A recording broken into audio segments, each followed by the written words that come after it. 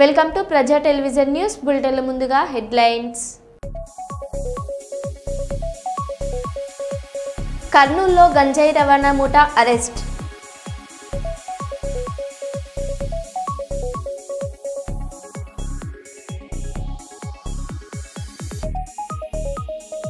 భారీగా బీఆర్ఎస్ లో చేరిన యువకులు ఆహ్వానించిన ఎమ్మెల్యే మరి రాజశేఖర్ రెడ్డి.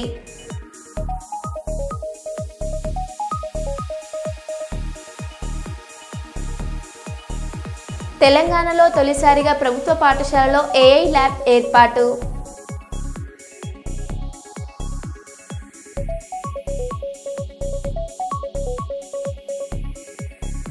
మందమరిలో పిడుగుపాటు, ధ్వంసమైన ఎలక్ట్రానిక్ వస్తువులు.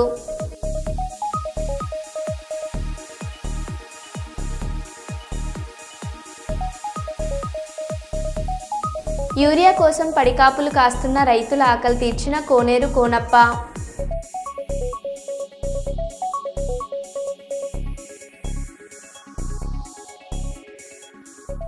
ఇక వివరాల్లోకి వెళ్తే, పెద్దపల్లి జిల్లాలో అఖిల భారత విద్యార్థి సమైక్య ఆధ్వర్యంలో పెండింగ్లో ఉన్న స్కాలర్షిప్ ఫీజు రియంబర్స్మెంట్ బకాయిలను వెంటనే విడుదల చేయాలని ప్రధానంగా డిమాండ్ చేస్తూ స్థానిక మార్కండేయ కాలనీ నుండి ప్రధాన చౌరస్తా వరకు పెద్ద ఎత్తున విద్యార్థుల నిరసన ర్యాలీ నిర్వహించబడింది. ఈ సందర్భంగా ఏఐఎస్ఎఫ్ పెద్దపల్లి జిల్లా కార్యదర్శి రేణుకుంట్ల ప్రీతం మాట్లాడుతూ తెలంగాణ ప్రభుత్వం పెండింగ్ ఫీజు బకాయిలను విడుదల చేయకపోవడం వల్ల విద్యార్థులు, ప్రైవేట్ కళాశాలల యాజమాన్యాలు, సిబ్బందికి తీవ్ర ఇబ్బందులు ఎదురవుతున్నాయని తెలిపారు.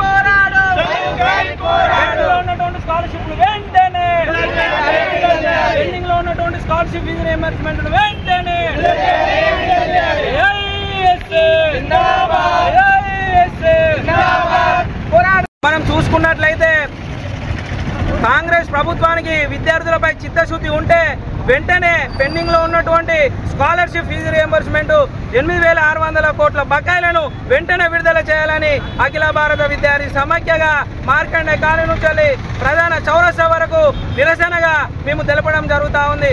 పెండింగ్ లో ఉన్నటువంటి స్కాలర్షిప్ ను విడుదల చేయకుండా అందాల బామల పోటీలకు వీళ్ళు నిధులను కేటాయించడం జరుగుతూ ఉంది. అసలు అందాల బామల పోటీల్లో అసలు వీళ్ళు ఎవరికి ఏం లాభం వస్తుందని చెప్పి దాన్ని నిర్వహించడం జరుగుతూ ఉందని చెప్పి నేను కాంగ్రెస్ ప్రభుత్వాన్ని సూటిగా ప్రశ్నిస్తూ ఉన్నాను. అదే నిధులు కొంత మన విద్యార్థులకు మనకు స్కాలర్షిప్ రూపంలో, ఫీజు రియంబర్స్మెంట్ రూపంలో ఇస్తే కొంతమంది విద్యార్థులు పై చదువులకు అర్హులైతారని చెప్పి కూడా ఈ సందర్భంగా మీ అందరికీ తెలియజేస్తా ఉన్నాను.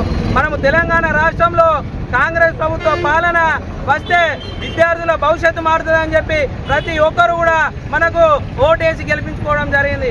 కానీ గత ప్రభుత్వం అయితే ఏదైతే తప్పిదం చేస్తూ ఉన్నదో కాంగ్రెస్ ప్రభుత్వం కూడా అదే తప్పిదం చేస్తూ ఉన్నది.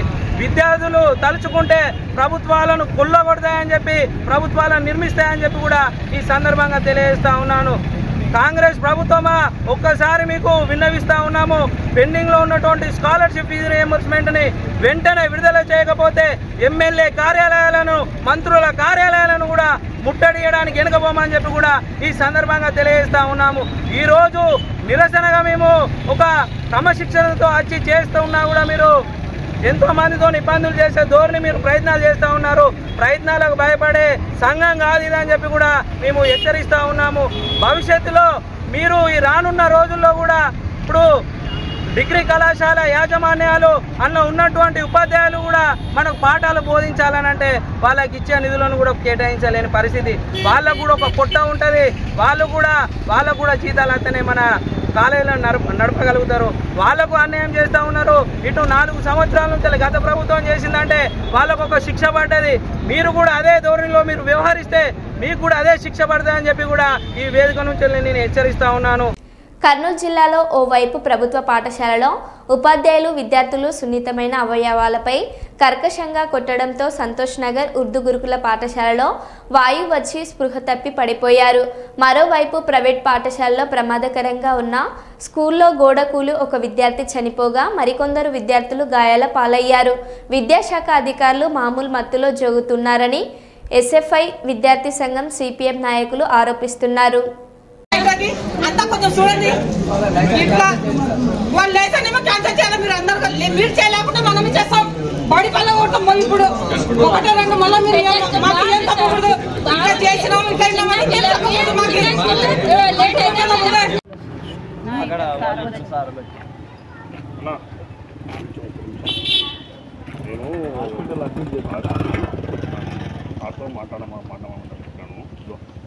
అయితే కడుగు తీసుకున్నా, మళ్ళీ ఉపవాసం కూడా తీసుకున్నాను.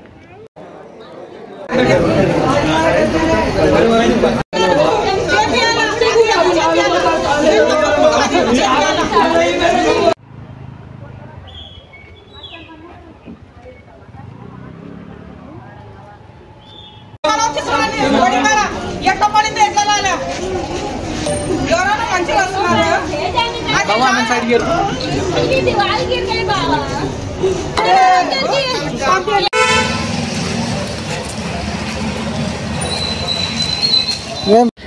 ఇప్పుడు నా పిల్లోనికి ఏదన్నా అయితే కూడా వాళ్ళు ఏం నాకు ఏం తెచ్చిస్తారా? వాళ్ళు నా పిల్లోని తెచ్చిస్తారా? కొన్ని కోట్లు పోసినా కూడా చనిపోయిన పిల్లలు నా పిల్లలు నాకు తెచ్చిస్తారా వాళ్ళు? కాబట్టి వీళ్ళ మీద జనగాం నుండి హైదరాబాద్ రహదారిపై ఉన్న హజ్రత్ సయ్యద్ యాకూబ్ షావాలి చిల్ల వద్ద జరిగే ఉర్స్ ఉత్సవాలలో భాగంగా ఆదివారం 2వ రోజు దీపారాధన కార్యక్రమం ఘనంగా జరిగింది. నిర్వాహకులు తెలిపినట్లుగా ప్రతి సంవత్సరం ఈ ఉత్సవాలను భక్తి శ్రద్ధలతో బాధలు తీరే విధంగా ఘనంగా నిర్వహిస్తున్నారు. ఈ కార్యక్రమంలో ముఖ్య అతిథులుగా జనగాం ఎమ్మెల్యే డాక్టర్ పల్ల రాజేశ్వర్ రెడ్డి హాజరయ్యారు. ఎమ్మెల్యే నేతలు మరియు నిర్వాహకులతో కలిసి చాదర్ సమర్పణ చేశారు. అంతేకాక మౌలానా ప్రత్యేక ప్రార్థనలు నిర్వహించారు. ఈ సందర్భంలో ఎమ్మెల్యే మాట్లాడుతూ ప్రతి సంవత్సరం ఉత్సవాలలో చివరి దీపారాధన రోజున పెద్దలతో చేరడం తనకు భాగ్యంగా అనిపిస్తుందని, మిత్రుల ఆహ్వానం మేరకు వచ్చానని తెలిపారు. ఉత్సవం నిర్వహణలో కృషి చేసిన యాకూబ్ పాషా మరియు కమిటీ సభ్యులకు హృదయపూర్వక ధన్యవాదాలు తెలిపారు. కలిసి ఆ ఉత్సవాల్లో ఇవాళ చివరి రోజైన ఇవాళ దీపారాధన రోజున రావడం అనేది నా భాగ్యం అని అనుకుంటున్నా. ఖచ్చితంగా ఇందులో పాల్గొన్న భక్తులకు అల్లా అన్నీ కావాల్సినవి అన్నీ కూడా సమకూరుస్తారని చెప్పేసి నమ్మకం భక్తులందరి మీద ఉన్నది.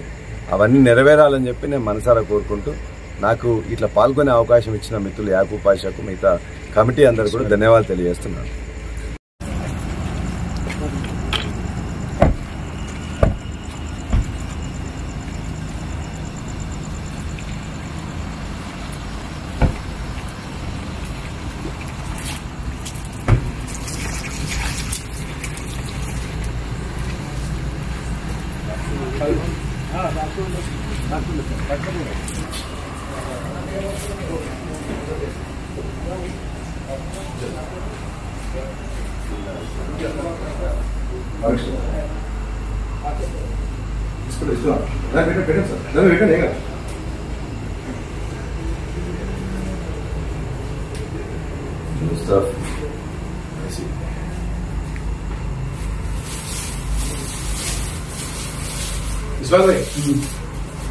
ये हमारा दरगाह का प्रेसिडेंट है, वाइस सेक्रेटरी।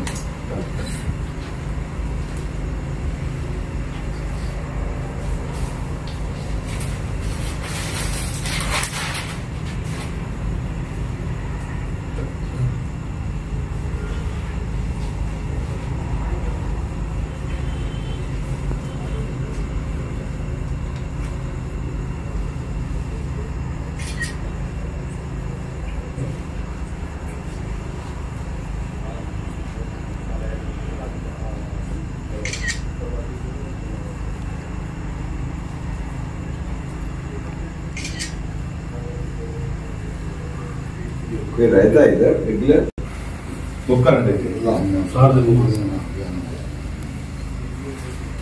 अभी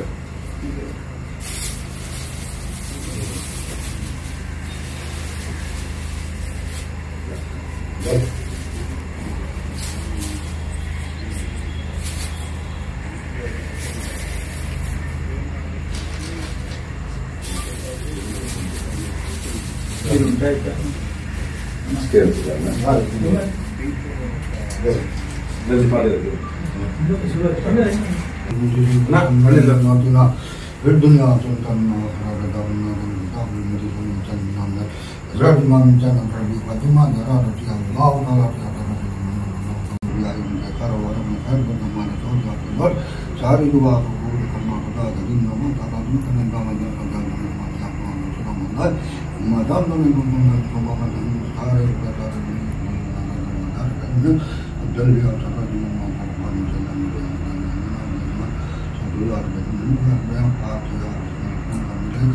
सब्जा का संदल का गरज का सभा फूल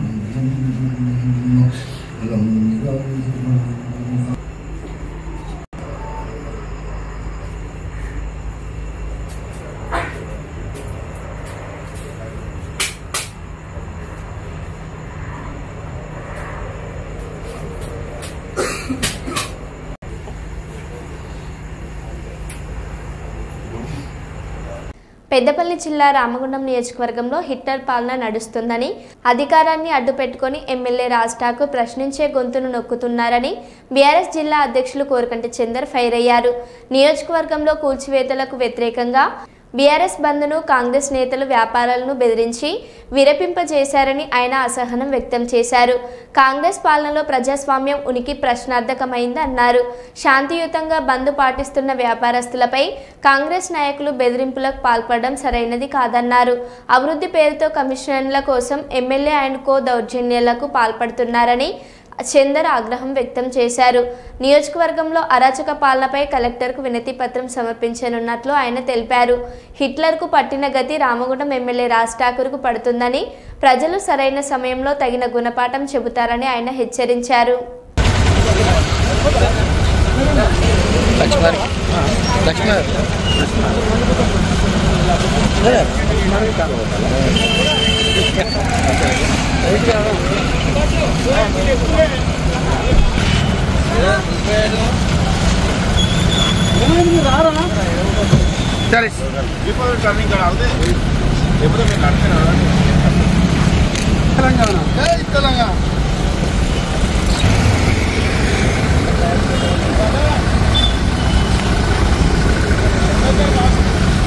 ఉన్నారు పెద్దపల్లి తిరుపతిలో ఉన్నారు అక్కడ.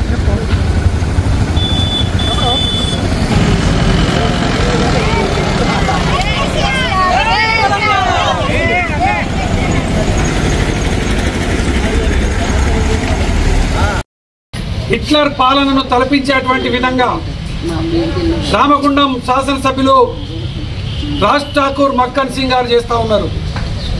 ఈ కాంగ్రెస్ పాలన నియంత్రపు పాలన, నిరంకుశ పాలన అనేది ఎలా తేటతెల్లం అయిపోయింది.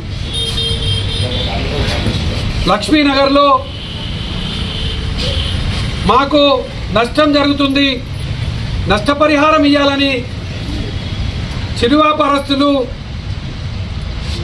ఇల్లు కూలిపోయినటువంటి బాధితులు బంద్ పెడతా ఉంటే కాంగ్రెస్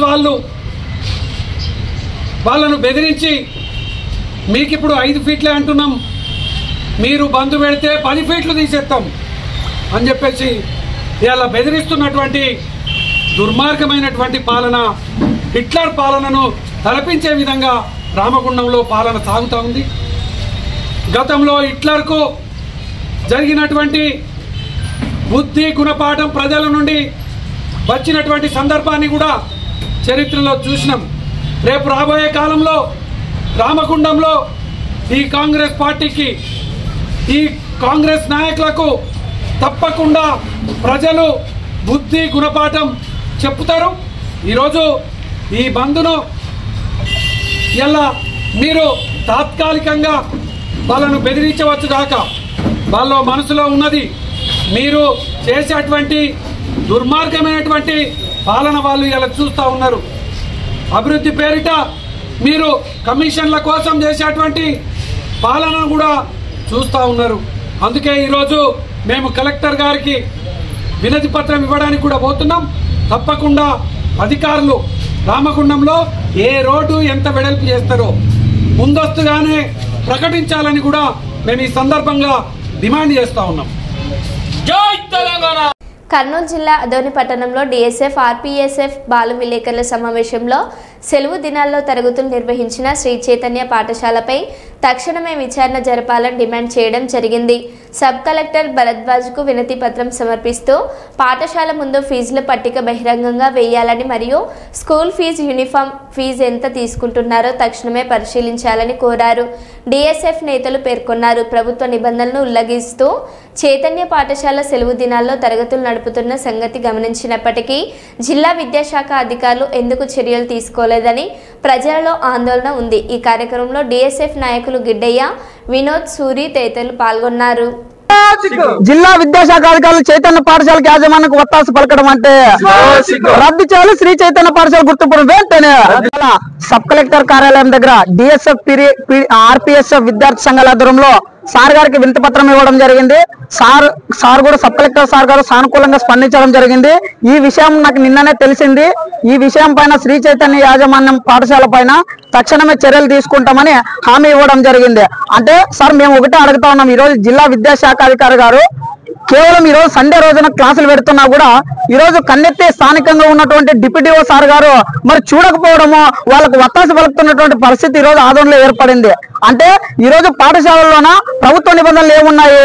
పొద్దున్న 9 గంటల నుంచి సాయంత్రం 4:45 వరకు పాఠశాలల నలపల్లోనే ప్రభుత్వ నిబంధనలు ఉన్నాయి. అంటే ఈ రోజు ప్రైవేట్ కార్పొరేట్ యాజమాన్యాలు ఏం చేస్తా ఉన్నాయంటే పొద్దున 7:30కే స్టార్ట్ చేసి సాయంత్రం 7 గంటలైనా కూడా క్లాసులు తరగతులు నిర్వహిస్తున్నటువంటి పరిస్థితి ఏర్పడింది. సైకిల్ రోజు ఆర్ట్స్ కాలేజ్ రూట్ లో పాప వాళ్ళు 10th క్లాస్ కానీ పోతా ఉంటారు. నేను చెప్తా ఉంటా ఈ టైం వరకు ఏ విధంగా మీరు క్లాసులు పెట్టుకుంటారని చాలా సందర్భాల్లో కూడా ప్రైవేట్ యాజమాన్యాలకు చెప్పడం జరిగింది.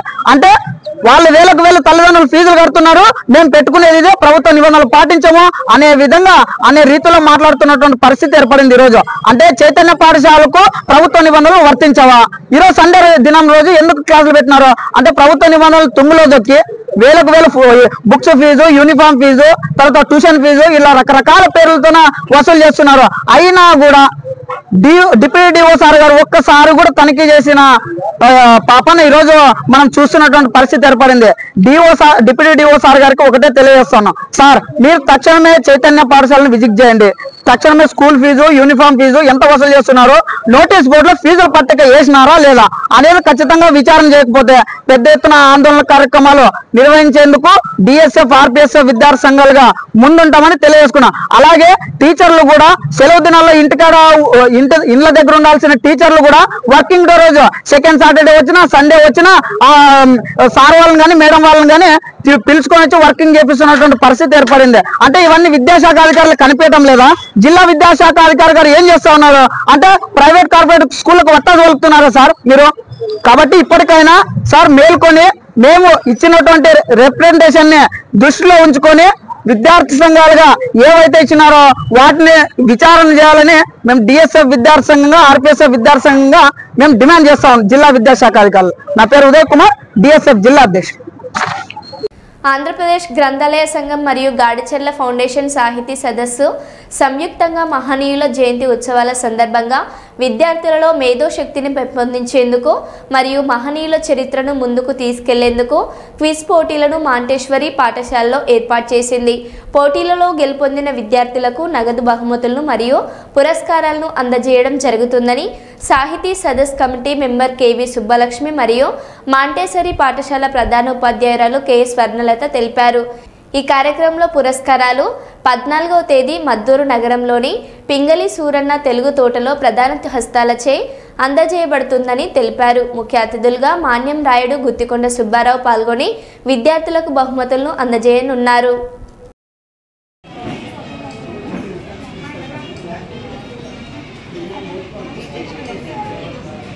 ఇంకా ముందుకు రామ్మా. ఓకే ఓకే ఓకే ఓకే అమ్మా. ఓకే మేడం, ఇప్పుడు చూడండి మేడం, అందరికీ చూడండి. సార్ నమస్కారం అండి. ఇటువంటి కార్యక్రమం చేయడం చాలా శుభప్రదంగా ఉంది. ఇటువంటివి జరగడం వల్ల ఎంతో స్ఫూర్తిని కలిగిస్తుంది. మరి మా యొక్క ప్రతిఫలానికి ఫలంగా భావిస్తూ ఉన్నాం. ప్రతి చర్యకు అదేవిధంగా మేము చేసినటువంటి నిమిత్తం ఏదైనా కానీ కార్యక్రమాలకి ముఖ్యంగా విద్యార్థికి కృషి చేయడానికి అది క్రమశిక్షణ కావచ్చు, అదేవిధంగా వారిలో నైపుణ్యాలని విద్య పట్ల ఆసక్తిని కలిగించడానికి మేము చేసిన కృషి దిశగా మాకు ఈ అవార్డును స్టేట్ బెస్ట్ టీచర్ అవార్డును తీసుకున్నందుకు సంతోషకరంగా ఉంది. అంతేకాకుండా మన ఆంధ్రప్రదేశ్ ముఖ్యమంత్రి విజనరీ లీడర్ అయినటువంటి గౌరవ ముఖ్యమంత్రి నారా చంద్రబాబు నాయుడు గారి చేతుల మీదుగా తీసుకున్నందుకు చాలా చాలా సంతోషాన్ని ఇచ్చింది. మరి అవార్డు మాకు ద్విగుణీకృతం చేసిందని అనుకుంటున్నాము. అంతేకాకుండా ఉత్సాహాన్ని ఇస్తుంది, బాధ్యతను కూడా పెంచుతుందని నా యొక్క పర్సనల్ అభిప్రాయం. బాధ్యత అంటే నైతిక బాధ్యత కావచ్చు, సామాజిక బాధ్యత కావచ్చు, ఇలా బాధ్యతాపరంగా కూడా మాకు చక్కటి దాని మీద మేము ఎంతో మంచి బాధ్యతతో ఉండాలని కూడా అనుకుంటున్నాము. ఈరోజు మరి ఇటువంటివి ఇక్కడ జరిగిన కార్యక్రమం కూడా చాలా చాలా సంతోషాన్ని కలిగిస్తుంది. మన కల్కూర చంద్రశేఖరరావు గారు చేసినటువంటి సన్మానం చాలా చాలా సంతోషాన్ని ఇచ్చింది. అవార్డు తీసుకున్నటువంటి అందరికీ వారికి నా యొక్క శుభాకాంక్షలు తెలియజేస్తున్నాను. నా తరఫున స్టేట్ బెస్ట్ టీచర్ అవార్డు కావచ్చు, డిస్ట్రిక్ట్ టీచర్ అవార్డు తీసుకున్న అందరికీ మరొకసారి నా యొక్క శుభాకాంక్షలు. Thank you Chowdary. Okay sir. Manasu foundation నేను మా అమ్మ నాన్న పేరుతో మా ఇద్దరు సొంత తమ్ముడు మా పెదనాన్న కొడుకు చంద్రమౌళితో కలిసి మొదలుపెట్టాము 2006. అప్పుడు స్కానింగ్ అనేది ముఖ్యమని కనపడలేదు మాకు. మేము ఎప్పుడు అనుకున్నది ప్రముఖుల తెలుగులో రాసినటువంటి ప్రముఖుల యొక్క సమగ్ర రచనలను ఒక చోట తీసుకొచ్చి పబ్లిష్ చేద్దామని మొదలుపెట్టాము. కానీ తర్వాత అర్థమైందండి, సమగ్ర రచనలు కావాలన్నా కానీ వాటికి మాకు రెఫరెన్సులు కావాలంటే మళ్ళీ పుస్తకాలకు దగ్గరికే వెళ్ళాలి. ఆ పుస్తకాలు ఏవి దొరకట్లేదు. దానికోసంగా మేము శ్రీశ్రీ ప్రాజెక్టును సినిమా పాటల కోసంగా మొదలుపెట్టాము. డిజిటైజేషన్ కార్యక్రమం ఇది 2010లో.